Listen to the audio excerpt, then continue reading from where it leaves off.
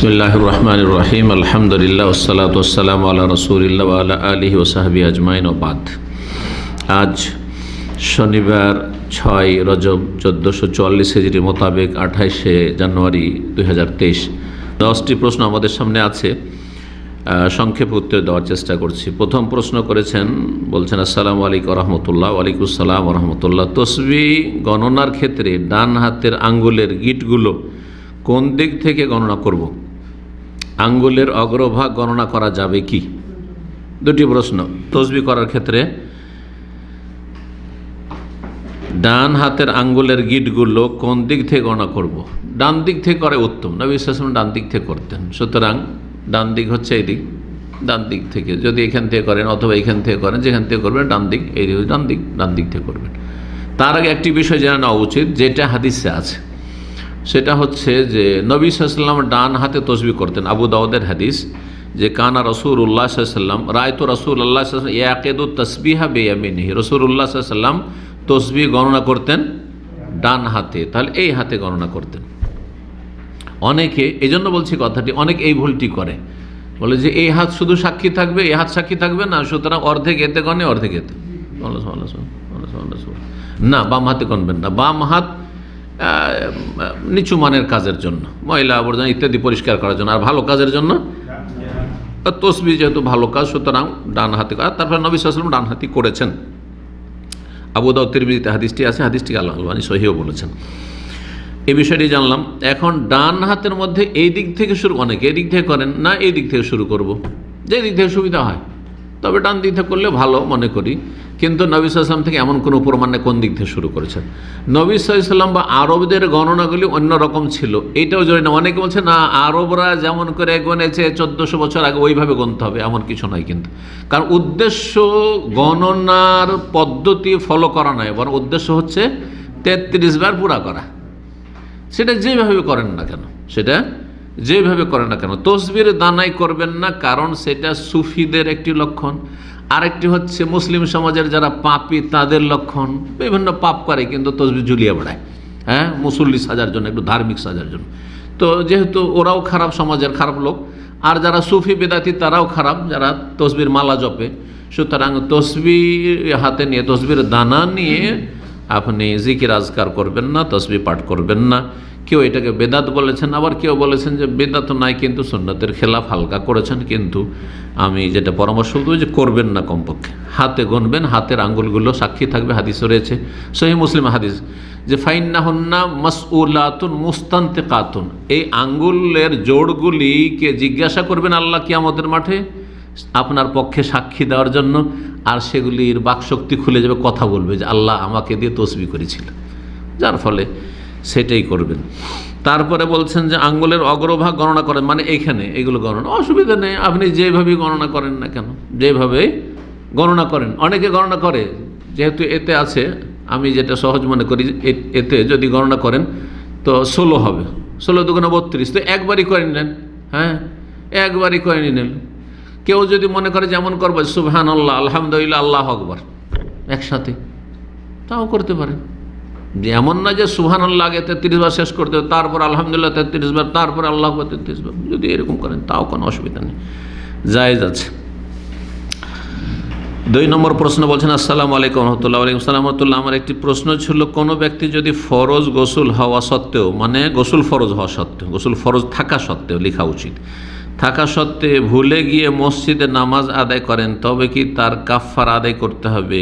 তার কাফফারা হচ্ছে যে সে মসজিদে চলে যাবে, মনে পড়েছে, আর গিয়ে গোসল করবে, আর গোসল করে এসে আবার সালাতে শরিক হবে, যেমন নবী সাল্লাল্লাহু আলাইহি ওয়াসাল্লাম করেছে। সহিহ বুখারীতে হাদিস রয়েছে 266, সহিহ মুসলিমে রয়েছে 950।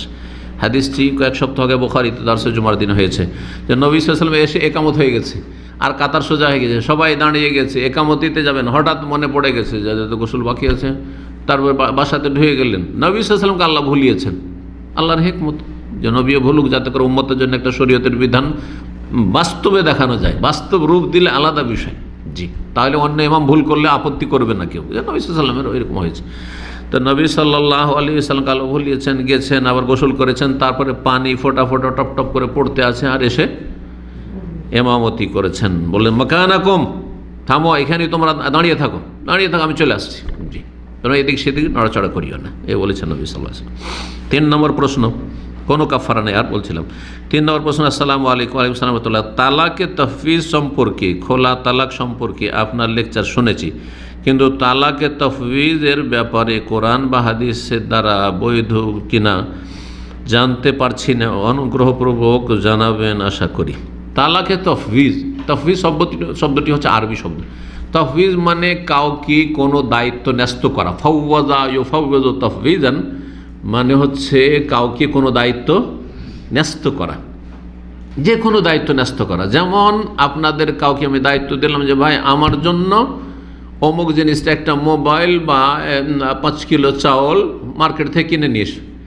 আপনাকে আমার কেনার তফবিজ করেছি, মানে দায়িত্ব দিয়েছি, বুঝা গেছে? এই যে আপনারা একামা করার জন্য মাকতামুল খেদমা, যেগুলো সার্ভিস অফিস আছে না, খেদমাতের অফিস, জেনারেল সার্ভিস বলা হচ্ছে খেদমাত আম্মা, এই অফিসগুলোতে যে জাওয়াজাত পাসপোর্ট অফিসের কাছে আছে, দিয়ে আসেন না। অনেকের কফিলরা আগের যুগে কিন্তু অনলাইন তো ছিলই না, আর নিজেও করতো না, নিজে বাড়ি যাবে, ঝামেলা বুঝেও না, তো ওগুলোকে দিয়ে দিত না, ওরা একটা সার্ভিস চার্জ কাটে। তো ওই অফিসগুলোকে বলে যে হ্যাঁ এই কাজটি করলে তফবিজ করা, ওর নামে একটা ওয়ারাকা দিতে হয়, না হলে কিন্তু ওকে অ্যাকসেপ্ট করবে না। ওই ওয়ারাকাটার নাম হচ্ছে ওয়ারাকাত তফবিজ বা খেতাব তফবিজ। ওকে দায়িত্ব ন্যস্ত করা, অথরাইজ করা হয়েছে যে আপনাদের কোম্পানির পাসপোর্টগুলি নিয়ে সে জাওয়াজাতে ঢুকে সেই কাজগুলি সেরে দিতে পারবে, একামা করতে পারবে, অথবা ইত্যাদি এক্সিট লাগানো, রিএন্ট্রি করা, এগুলো করতে পারবে। একে তাফবিজ বলা হয়। এখন তালাকের বিষয়টি, তালাক কে দেবে? তালাকের মালিক কে? স্বামী, পুরুষ। কিন্তু সেটা যদি অন্য কারোর উপর দায়িত্ব ন্যস্ত করে দেয়, ভাই আমার তালাকের দায়িত্বটি তোমাকে দিয়ে দিলাম, তো চলবে কিনা? চলবে না। কিন্তু বাংলাদেশের জানেন নেকানামাতে একটা আছে, একটা ঘর আছে, একটা খানা আছে, সেখানে লেখা আছে যে স্ত্রীকে আমার তালাকের দায়িত্বটা কি করা হলো? তফবিজ করা হইল। এই যে তফবিজ, ওইটাই তফবিজ। যার ফলে এই ফাঁকে তারা করে কি, যেহেতু তফবিজ করা আছে যে কোনো সময় ও তালাক চাইলে নিয়ে নিতে পারে, কারণ আপনার পক্ষে তাকে অথরাইজ করা আছে, ওখানে সাইন করে রেখেছেন। কিন্তু এই ঘরে অনেক সময় নিচে সাইন করে দিচ্ছেন, সমস্ত এইগুলো আর্টিকেলগুলো পড়ছেন না যে কি ওতে আছে। ওতে একটা ঘর আছে, আমি এটা যতদিন শুনিনি জানতাম না যে ব্যাপারটা কি। কারণ মহিলারা বাংলাদেশে তালাক দিচ্ছে, মহিলা গেল আর যাওয়ার পরে কোর্ট থেকে বলছে, অনেক ভাইরা এসে বলছে আমার স্ত্রী আমাকে ডিভোর্স করেছে। আমার ডিভোর্স করা তো ও তো ক্ষমতায় রাখে না, ও তালাক খোলা নিতে পারে, কিন্তু দিতে কি করে পারে? ওই রাস্তা থেকে পারে, একটা চোরা রাস্তা ওতে আছে, ওই ফর্মে, বুঝতে পেরেছেন? ওতে আছে যে আপনি সাইন করে রেখেছেন যে আমার স্ত্রী চাইলে কোর্টে গিয়ে আমাকে তালাক দিয়ে দিতে পারবে, আমার তরফ থেকে ওই তালাকটা দিয়ে দিতে পারবে, তাকে অথরাইজ করে রেখেছেন। তফবিজ, এটার নাম হচ্ছে তফবিজ। তো এখন প্রশ্নকারী বা কারিনী প্রশ্ন করেছে তালাকে তফবিজ সম্পর্কে যে শরীয়তে আছে কি না। তালাকে তফবিজ আছে, বলছেন যে এতে ওলামাদের ইত্তিফাক রয়েছে। হানাফি, শাফি, মালিকি, হাম্বলি সমস্ত আইম্মাদের ঐক্যমত রয়েছে যে কেউ যদি নিজের এই তালাকের দায়িত্ব দিয়ে দেয়, এরকম বিয়ের দায়িত্ব যদি দিয়ে দেয়, এটাও কিন্তু আমাদের দেশে করছে, ওকে বলা হচ্ছে উকিল। বাপ, মেয়ের বাপ বলি নিজে বিয়ে না দিয়ে বলছে ইমাম সাহেবকে যে আমার বিয়েটা পড়িয়ে দেন, হ্যাঁ, বা আপনি কবুল করিয়ে দেন, ছেলেকে কবুল করিয়ে দেন। আসল তো হচ্ছে যে মেয়ের বাবা কবুল করাবে, বলে আমার মেয়ে তোমাকে দিচ্ছি, আমি দিলাম, আর ও বলবে কবুল করলাম। কিন্তু এটা না করে অধিকাংশ ক্ষেত্রে কি করা হয়? এইটাও তফবিজ, কিন্তু অথরাইজ করা, যে আপনি বিয়েটা পড়িয়ে দেন। এটা যে করতে পারে না সে করবে। এই জন্য আমি আমার মেয়ের বিয়ে দিয়েছি, আমি বলছি আমি দিলাম, আমি তোমাকে কেন বলবো যে তুমি আমার মেয়ের বিয়ে পড়াবে? আমি তো দিতে জানি, হ্যাঁ, আমি আমার মেয়ে দিলাম, সে ছেলে কবুল করলাম, মাঝখানে আর একজন এসে বিয়ে পড়াবে, এটা তো যখন আমি পারবো না তখন সেটা। তো যাই হোক, তালাকে তফবিজ জায়েজ, কিন্তু সেই মজলিস পর্যন্ত সীমিত না, এটা যে কোনো সময় হইতে পারে। একবার যদি স্ত্রীকে বলে দেয় যে আমি তোমাকে তালাকের জন্য অথরাইজ করলাম, আমার তালাকটা যে কোনো সময় তুমি আমার পক্ষ থেকে দিয়ে দিতে পারবে, এটার নাম হচ্ছে তফবিজ।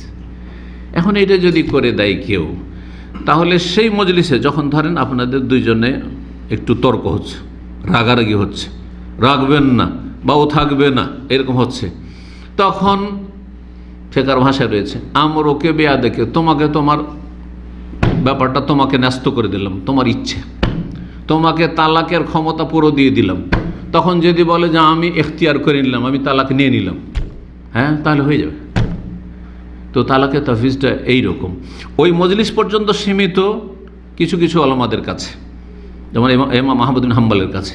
আর অন্যরা যেমন হানাফি মযহাবে, ওরা বলছে যে না, যে কোনো সময় একবার যদি বলে দেয় স্ত্রীকে যে তোমাকে আমার তালাকের যে ক্ষমতাটা আছে, পাওয়ারটা, সেটা তোমাকে দিয়ে দিল, তাহলে যে কোনো সময় স্ত্রী কোর্টে গিয়ে তালাক দিয়ে দিতে পারে, কারণ তাকে কি করা আছে, অথরাইজ করা আছে। এটার নাম হচ্ছে তাফিজ। জি, তো শরীয়তে এর ইখতিয়ার আছে। এই মর্মে দলিল আলী রাদিয়াল্লাহু তাআলা আনহুর বিচার ফয়সালা থেকে আছে। আলী রাদিয়াল্লাহু তাআলা এরকম ফয়সালা করেছিলেন। জি, 4 নম্বর প্রশ্ন বলছেন যে আসসালামু আলাইকুম শাইখ। ওয়ালাইকুম আসসালাম ওয়া রাহমাতুল্লাহ। নামাজে কতটুকু কম বেশি হলে সাহু সিজদা দিতে হয়? জাযাকাল্লাহ খাইর। নামাজে 3 রকমের বিষয় রয়েছে। আরকান, রুকুন, ফরজ। রুকুন ফরজ যদি ভুলে যায় তবু হবে না সাহু সিজদা করে ঘাটতি পূরণ, আর ইচ্ছা করে ছেড়ে দিল নামাজ হবে না। সেটা যদি পূরণ করা সম্ভব হবে, আর না হলে ওই রাকাত অথবা পুরো রাকাতের যদি রুকুন হয় তাহলে নামাজটাই বাতিল হবে, আর না হয় ওই রাকাতটা বাতিল হয়ে যাবে। যেমন 2টো সিজদা করতে হবে, যদি একটা সিজদা করেন আর একটা সিজদা না করেন তাহলে ওই রাকাতটা হবে না। তাকবীরে তাহরিমা হচ্ছে ফরজ, তাকবীরে তাহরিমাই দেননি, লেগে গেছে এমনি হাত উঠিয়ে, হাত উঠানো সুন্নাত, কিন্তু আল্লাহু আকবার বলা ছিল আপনার জন্য ফরজ ছিল, আল্লাহু আকবার বলেননি, তাহলে আপনার পুরো নামাজটাই হয়নি। ভুলে গিয়ে করেননি তবুও হয়নি, আবার পড়েন আপনি। তো রুকুনের ক্ষেত্রে সহসিজদা কাজ করবে না। সহসিজদার মধ্যে এত ক্ষমতা নেই যে আপনার ফরজ রুকুন ছুটে গেছে আর সেই ঘাটতি পূরণ করবে। কিন্তু ধরেন ওয়াজিব কিছু ছুটে গেছে, ইচ্ছা করে ছাড়েননি। প্রথম তাশাহুদে বসতে হইতো মাগরিবের সালাতে অথবা ইশার 4 রাকাত বিশিষ্ট বা 3 রাকাত বিশিষ্ট সালাতে, আপনি 2 রাকাত পড়ে উঠে গেছেন। যখন সোজা পুরো উঠে গেছেন আর ঘুরে যাবেন না, মনে হইলেও ঘুরে যাবেন না, তাহলে এই যে ঘাটতি হয়ে গেল, কী দিয়ে পূরণ করবেন? এই কমতি বা ঘাটতি পূরণ হবে সহসিজদা দিয়ে। তাহলে ওয়াজিব যদি ছুটে যায় তাহলে সহসিজদা। সুন্নত ছুটেছে, একবার রফে দেন, সামি আল্লাহু আলাইহি রফে দেন কত ভুলে গেছেন, বা রুকুতে যাওয়ার সময় রফে দেন করেন, আর আপনি রফে দেনকে বলেন সুন্নতি বলেন, হানাফিদের মতো মনসুখ বলেন না, রহিত বলেন না। সুন্নত ছুটলে কি সহসিজদা করতে হবে? না, করতে হবে না। ধরেন দোয়া মাসুরা ছুটে গেছে, আত্তাহিয়াত পড়া হয়েছে, আল্লাহুম্মা সাল্লি আলা মুহাম্মদ আল্লাহু বারিক আলা মুহাম্মদ পড়া হয়েছে, আল্লাহুম্মা ইন্নী যালামতু নাফসি পড়া হয়নি, বা আল্লাহুম্মা ইন্নী আউযু বিকা মিন আযাবিল কবর পড়া হয়নি, কোনো দোয়ায় পড়া হয়নি, তাহলে কি সহসিজদা করতে হবে? না, সুন্নতের ক্ষেত্রে সহসিজদা হবে না। তাহলে নামাজে 3 রকম যেটা রয়েছে, সেটার প্রথমটা হচ্ছে ফরজ রুকুন, দ্বিতীয় হচ্ছে ওয়াজিবাত। রুকুন হচ্ছে 14টি আর ওয়াজিবাত হচ্ছে 8টি, আর তারপরে বাকি সুন্নত অনেকগুলি রয়েছে, কথাগত সুন্নাত অথবা কর্মগত আমলগত সুন্নাত, সেগুলোর ক্ষেত্রে সহসিজদার প্রয়োজন। সহসিজদা 3 ক্ষেত্রে রয়েছে। কে বলতে পারে? 3টি ক্ষেত্রে সহসিজদা। হ্যাঁ, কম হইলে, বেশি হইলে, আর সন্দেহ হইলে। 3 রাকাত পড়লাম না 4 রাকাত, সন্দেহ হইতে লাগলো, তাহলে আপনি নিশ্চিত কমটা 3, তো কোনো সন্দেহ নেই, 3 ধরে নেন কেউ বলার না থাকলে, আর তারপরে আপনি আর 1 রাকাত পড়ে নিশ্চিত হয়ে যান। আর এই যে সন্দেহ ঢুকে গেছে সেই জন্য কি করেন? শয়তানকে লাঞ্ছিত করার জন্য সহসিজদা করে নেন, সন্দেহ হওয়ার কারণে। 2 সিজদা করলাম না 1 সিজদা, সন্দেহ, তাহলে আপনি আরেকটা সিজদা করেন, 3টাই হোক, কিন্তু একটা যেন না হয়, মানে একের এই থেকে করতে হবে, মানে সন্দেহ না থাকে, সন্দেহ মুক্ত হইতে হবে। তারপরে যে সন্দেহটা ঢুকে গেল শয়তানের পক্ষ থেকে, সেই জন্য সহসিজদা করে নেন সন্দেহ হইলে। তো কয়টি হইল? 3টি ক্ষেত্র হইল। জি, 5 নম্বর প্রশ্ন করেছেন, এই প্রশ্নটি করেছেন ইংল্যান্ড থেকে, ব্রিটেন থেকে। বলছেন যে কিছু কিছু আমাদের এখানে, অন্য ভাষায় যেহেতু লিখেছে প্রশ্নটি, আমি বাংলায় বলছি তার ভাব অর্থটা। বলছেন যে বেশ কিছু বাংলাভাষী আছে যারা এখানে বলে থাকে ইংল্যান্ডে যে কোনো ব্যবসা বাণিজ্য বা কাজকর্ম বুধবারে শুরু করা হচ্ছে সুন্নাত। দোকানপাট যদি উদ্বোধন করতে হয় বা বাড়িঘর উদ্বোধন করতে হয় বা যে কোনো কাজ করতে হয়, তাহলে কি করতে হবে? বুধবারে করতে হবে, এটি সুন্নত, কারণ নবী সাল্লাল্লাহু আলাইহি ওয়াসাল্লাম নাকি করেছেন। তো বলছেন যে এটা কি সঠিক? আমি বললাম যে এই ধারণা, এর উত্তরে আমি বলবো যে এই ধারণা হচ্ছে বেদাত। এই ধারণা ঠিক। কেউ যদি মনে করে যে বুধবারেই কোনো কাজকর্ম শুরু করতে হবে, এটা নবীর সুন্নাত, তাহলে এটি হবে বেদাত। হ্যাঁ, বুধবারই সুযোগ সুবিধা হয়েছে, বুধবারে উদ্বোধন করে দিলেন, বুধবারে বাড়িতে ঢুকলেন, বুধবারে আপনি সফর শুরু করলেন, বুধবারে আপনি দোকানপাট ওপেন করলেন, অসুবিধা নেই। কিন্তু এই ধ্যান ধারণা করবেন না যে বুধবারে করাটা সুন্নাত। সুন্নাত যেটা সুন্নত নয় সেটা যদি সুন্নত মনে করেন তাহলে সেটার নাম হচ্ছে বেদাত। এরকমই ফরজ নামাজের পরে আপনার মন চেয়েছে আমি আল্লাহর কাছে আরও কিছু চাইবো, হাত উঠিয়ে দোয়া করেন, অসুবিধা নেই। কিন্তু যদি বলেন যে সালাম ফেরার পরে হাত উঠিয়ে দোয়া করা সুন্নাত, তাহলে বেদাত। এর বুঝতে পেরেছেন?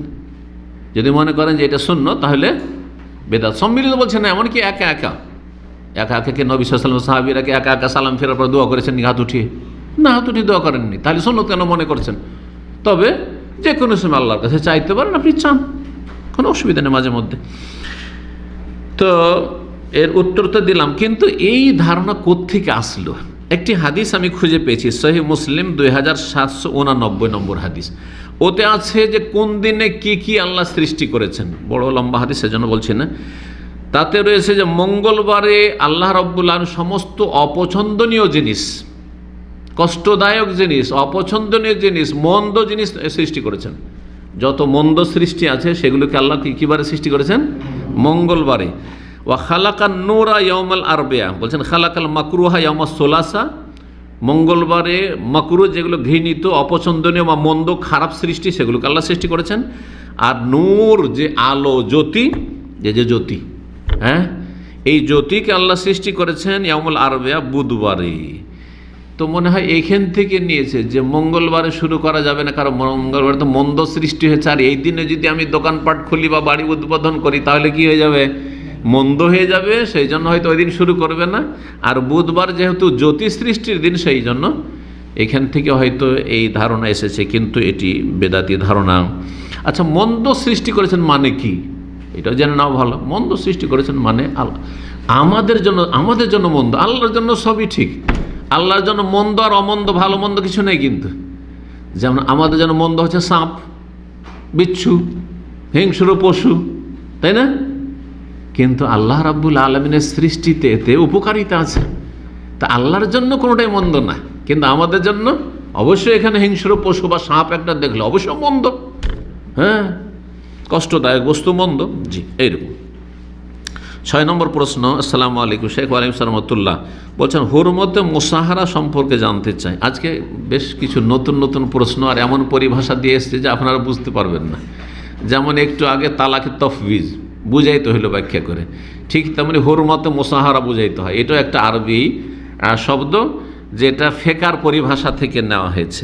বলছেন হুরমতে মুসাহারা সম্পর্কে জানতে চাই।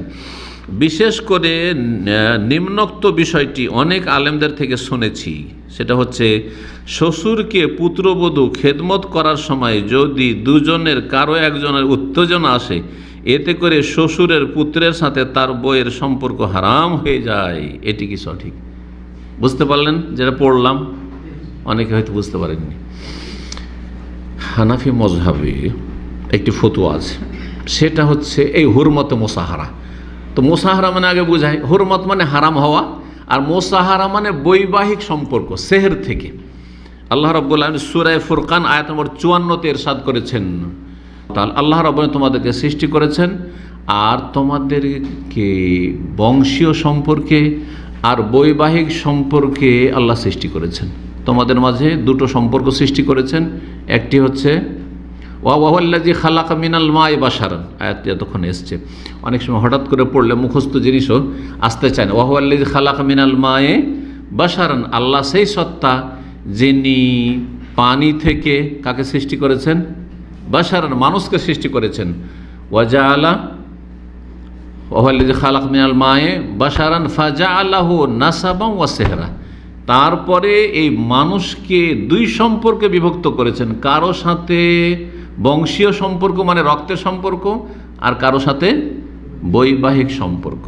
কিছু লোক আছে যাদের সাথে আপনার বংশের সম্পর্ক, রক্তের সম্পর্ক, আবার কিছু লোকের সাথে কোনো রক্তের সম্পর্ক নেই, কিন্তু বিয়ে শাদির মাধ্যমে তাদের সাথে আত্মীয়তা হয়েছে, আপনার শ্বশুর বংশ অথবা আপনার বাপের শ্বশুর বংশ, হ্যাঁ, আপনার মামাদের সাথে কী করে সম্পর্ক, রক্তের তো সম্পর্ক নেই, কিন্তু আপনার বাপের শ্বশুর বংশ, সেই জন্য আপনার নানা মামা বংশ হয়ে গেল এইভাবে, অথবা আপনার বোনের বিয়ে দিয়েছেন, আপনার ভাইয়ের বিয়ে দিয়ে ওরা খানিকটা আত্মীয়তা এসেছে ইত্যাদি।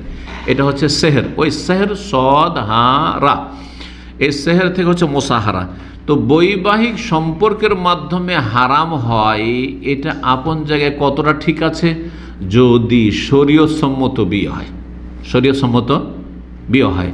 যেমন শরীয়ত সম্মত বিয়ে হইল, আপনার বাবা বিয়ে করলো কোনো একজন মহিলাকে, আপনার মা ছাড়া আর একজনকে বিয়ে করলো, তখন ওই মহিলা আপনার জন্য হারাম কিনা?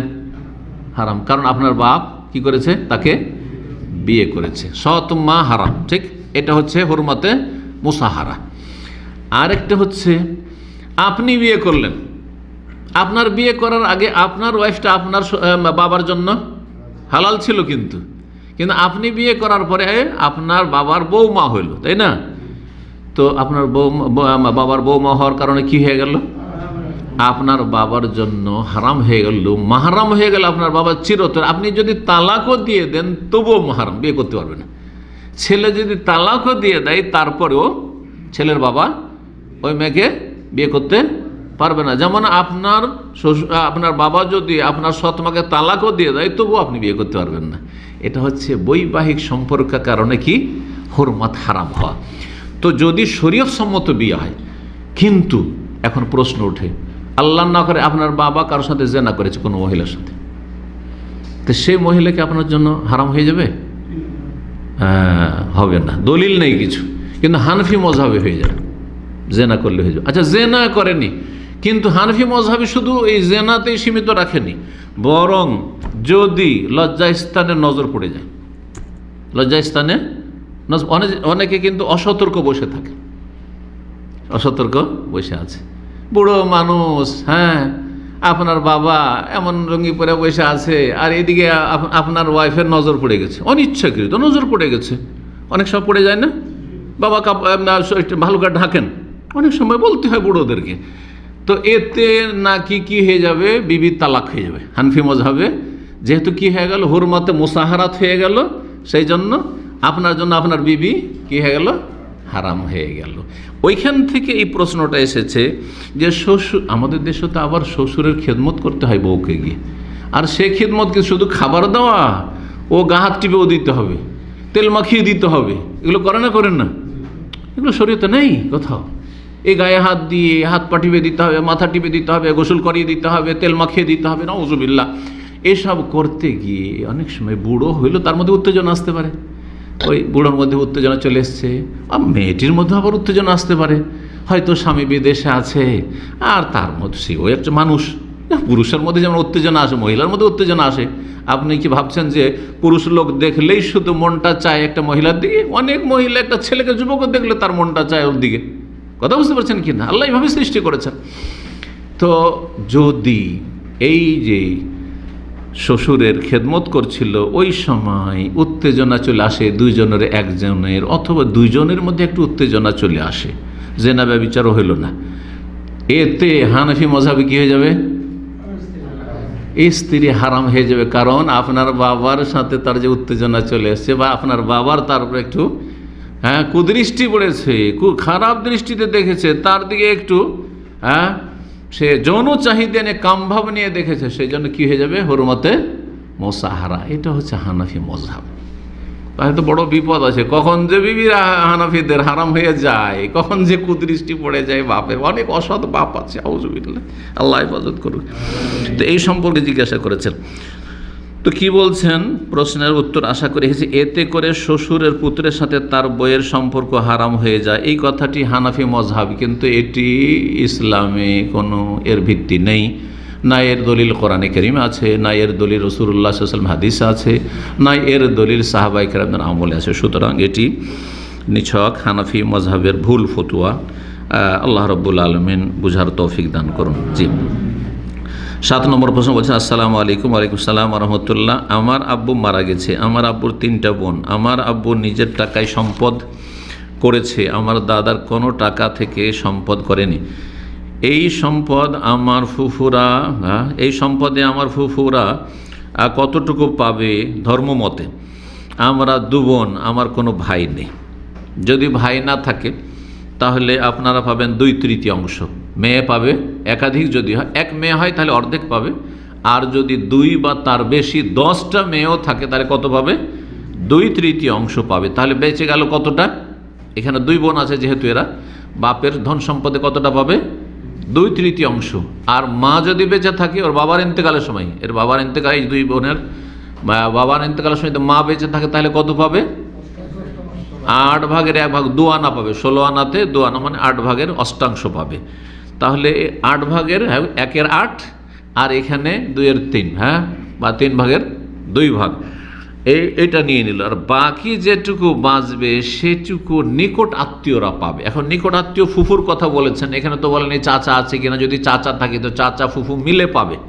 ওখানেও লিজ্জাকার মিসল হাজল উনসাইন, চাচা পাবে 2 ভাগ, 1 চাচা আর 1 ফুফু পাবে 1 ভাগ। কিন্তু শুধু যদি 3 ফুফু হয় তাহলে তারা বাকিটা ওরা পাবে, ওরা বাকিটা নেবে। এইভাবে ভাগ হবে, কিন্তু তাদেরকে বঞ্চিত করা যাবে না। এখানে এমন শরীয়তের বিষয় নয় যে আমার দাদা থেকে যেহেতু পাইনি বংশীয় সূত্রে, আমার বাবা নিজের টাকা দিয়ে ইনকাম করেছেন সেজন্য সবগুলি আমার, এই যুক্তি চলবে না যতক্ষণ পর্যন্ত আপনার বাবার ইন্তেকালের সময় ফুফুরা বেঁচে আছে। কিন্তু যদি লিখে দিয়ে চলে যায় যে আমার যেহেতু 2টো মেয়ে আছে সুতরাং আমি ভিটে মাটিটা আমার মেয়েদেরকে শুধু লিখে দিয়ে গেলাম সুস্থ অবস্থায়, তাহলে জায়েজ আছে। বোনদেরকে একেবারে বঞ্চিত করার জন্য লিখে দেওয়া জায়েজ নয়। আল্লাহ কোরআনে কারিমে সূরা নিসার আয়াত নম্বর 11-তে মিরাস সম্পর্কে বিস্তারিত আলোচনা করেছেন। সেখানে ফাইন কুন্না নিসাআন ফাওকা ইসনাতাইনি ফালাহুন্না সুলুসা মা তারাক, যদি 2 বা 2-এর বেশি মেয়ে থাকে তাহলে 16 মা তারাক, পরিত্যক্ত ধনের 2/3 পাবে, আল্লাহ রাব্বুল বলেছেন। 8 নম্বর প্রশ্ন। আসসালামু আলাইকুম। ওয়ালাইকুম সালাম। আমি যথাসম্ভব ধীর স্থিরভাবে কেরাত তসবিহগুলো শুদ্ধ উচ্চারণ করে সলাত আদায় করার চেষ্টা করি, কিন্তু জামাতে সলাত আদায় করার ক্ষেত্রে দেখা যায় ইমাম দ্রুত সলাত আদায় করলে অনেক সময় আমি আমার কেরাত শেষ করতে পারি না, এমনকি সূরা ফাতিহাও না। আবার রুকু সেজদাতে 3 বার তসবিহ পাঠ করতে পারি না। এক্ষেত্রে আমার করণীয় কি? আমি কি কেরাত তসবিহগুলো অসম্পূর্ণ রেখে ইমামকে অনুসরণ করব? তসবিহ একবার ফরজ, একবার তসবিহ অবশ্যই করতে পারছেন। কেউ যদি বলে যে আমি ইমামের পিছনে একবার সুবহান রাব্বিয়াল আযীম সুবহান রাব্বিয়াল আযীম বলতে পারি না, তাহলে মিথ্যা কথা, এটা হইতেই পারে না, ঠিক না? কেরাতের ক্ষেত্রে সূরা ফাতিহা শুধু ফরজ, সূরা ফাতিহা পড়েন। সূরা ফাতিহার অতিরিক্ত মুক্তাদি পড়বেন না, সূরা ফাতিহা অবশ্যই পড়তে হবে, এটি ফরজ। যদিও বিষয়টি তো ইখতিলাফ রয়েছে যে মুক্তাদির জন্য ফরজ উচ্চস্বরে থাকলে তখন কি না, কিন্তু আমরা যেটা বলবো যে উচ্চস্বরে হোক অথবা আস্তে হোক, ইমামের পিছনে শুধু সূরা ফাতিহা, অন্য কোনো সূরা পড়বেন না। আর যদি দেখেন ইমাম তাড়াতাড়ি পড়ছে, আর এত তাড়াতাড়ি হবে না যে আপনি সূরা ফাতিহা পড়তে পারবেন। হ্যাঁ, তৃতীয় চতুর্থ রাকাতে ইমাম যখন শুধু সূরা ফাতিহা পড়ছে তখন খানিকটা সমস্যা হতে পারে, তো সেই সময় তাড়াতাড়ি করে সূরা ফাতিহা পড়ে নেওয়ার চেষ্টা করবেন, কারণ সেটা যেহেতু শক্তিশালী মত হচ্ছে সূরা ফাতিহা মুক্তাদির জন্য ফরজ। 9 নম্বর প্রশ্ন। আসসালামু আলাইকুম শাইখ। ওয়ালাইকুম আসসালাম রাহমাতুল্লাহ। আমার একটি প্রশ্ন ছিল, আমার স্বামীর পরিবারের পক্ষ থেকে আমাকে বিয়েতে 5 লাখ টাকার মতো গয়না মোহর দিয়েছিল। আমার স্বামী এটা নিয়ে বারবার কথা শোনায়, এটা বিক্রি করে তাকে টাকা দিতে বলে, আবার এভাবে বলে যে এটা দিয়ে আমি নাকি আমার বাবাকে দিয়েছি, আমরা বিজনেস করছি। ইসলামের দৃষ্টিতে স্বামীর মোহর নিয়ে এমন করাটাকে ঠিক না, মোটেই ঠিক না, সে জালেম, আল্লাহ হিদায়াত করুক। আমিও তাকে আমার মোহর দেব না। মাশাআল্লাহ, শক্ত। ইসলামের দৃষ্টিতে এটা কি জায়েজ? হ্যাঁ, অবশ্যই আপনার অধিকার। এটি মোহর হচ্ছে মহিলার অধিকার, এটা স্বামীর অধিকার না, আর মেয়ের বাবা মারও অধিকার না। যদি বাবা আগে থেকে শর্ত লাগায় যে আমি মেয়ে মানুষ করেছি সেজন্য এত টাকা আমি নেবো, ধরেন 5 লাখ টাকা মোহর নেবো, তার মধ্যে 2 লাখ টাকা আমার, 3 লাখ টাকা মারবে, তাহলে ঠিক আছে। কিন্তু বিয়ের সময় মেয়ের বাবা কিছু বললো না, আর পরে 5 লাখ টাকা মোহর নিয়ে বলছে যে তো আমি তো এতদিন মানুষ করে দিলাম সুতরাং এতে আমি ভাগ বসাবো, এটা বাবার জন্য জায়েজ নয়, বাবার জন্য জায়েজ নয়। মোহর কার অধিকার? মেয়ের অধিকার, পাত্রীর অধিকার। আর মোহর ফিরিয়ে নেওয়া জায়েজ নয়। মোহর ফিরিয়ে নেওয়ার জন্য পাঁয়তারা করা, চাপ সৃষ্টি করা হারাম, জায়েজ নয়। তবে স্বেচ্ছায় স্বতঃস্ফূর্তভাবে যদি বিয়ের পরে নিজে থেকে অফার করে দিয়ে দেয় যে মোহরের টাকাটা আছে আমার কাছে, তুমি যদি কাজে লাগাইতে পারো তো লাগাও, অসুবিধা নেই, ব্যবসা করো, কিছু অংশ দিয়ে দিক, পুরো দিয়ে দিক, কিন্তু স্বতঃস্ফূর্ত হয়, কোনো রকমের যেন মানসিক শারীরিক কোনো রকমের চাপ না থাকে, পারিবারিক কোনো চাপ না থাকে। আল্লাহ কোরআনের সূরা নিসার আয়াত নম্বর 4 বলছেন, ফাইন তিবনা লাকুম আন শাইইন মিনহু নাফসান ফাকুলু হানিআম মারিয়া। মোহর দিয়ে দাও, ওয়া আতুন নিসা সাদকাতিহিন্না নেহলা, স্বতঃস্ফূর্তভাবে তোমরা মোহর নারীদেরকে দিয়ে দাও। আর তারপরে যদি স্বতঃস্ফূর্তভাবে স্ত্রী তোমাকে দিয়ে দেয় যে অসুবিধা নেই, তুমি এটা নাও, দিয়ে দিলাম তোমাকে, পার্মানেন্ট দিয়ে দিলাম, অথবা তোমাকে কিছু করার জন্য দিলাম, তাহলে ফাকুলুহু, আল্লাহ বলছেন খাও, অসুবিধা নেই। হানিআম মারিয়া, আরামসে তৃপ্তির সাথে খাও, মানে তোমার জন্য হালাল। 10 নম্বর সর্বশেষ প্রশ্ন বলছেন, আসসালামু আলাইকুম শেখ। ওয়ালাইকুম সালাম। উজু করার ক্ষেত্রে 2 হাত ব্যবহার করে পানি নিলে কি উজু বাতিল? না, মোটেই বাতিল না। এই বাতিলটা খুব বাড়াবাড়ি ফতোয়া আমাদের দেশে রয়েছে। 1 হাতে পানি নিক, 2 হাতে পানি নিক, অসুবিধা নেই ইনশাআল্লাহ। জি, যদি প্রয়োজন মনে করে যে 2 হাতে নেব, অনেকের হয়তো বালতিতে পানি আছে, 1 হাতে নেওয়া হচ্ছে না, 2 হাতে পানি নিয়ে করছে, সমস্যা নেই, কিন্তু 1 হাতে নেওয়াই যথেষ্ট। ত্রুটিপূর্ণ বা বেদাত জায়েজ আছে। এবং কেউ যদি কুলি ও নাকে পানি নেওয়া একসাথে না করতে পারে, একসাথে করে হচ্ছে সুন্নাত, না করতে পারে, সেই ক্ষেত্রে কি উজু বাতিল? না, উজু বাতিল নয়, সুন্নতের খেলাফ, তবে উজু হয়ে যাবে ইনশাআল্লাহ। এখানেই আজকের প্রশ্নোত্তর পর্ব শেষ হচ্ছে। আল্লাহ রাব্বুল কবুল করুন। ওয়া সাল্লাল্লাহু সাল্লাম আলা নবিয়ানা মুহাম্মদ ওয়া আলা আলিহি ওয়া সাহবিহি আজমাইন।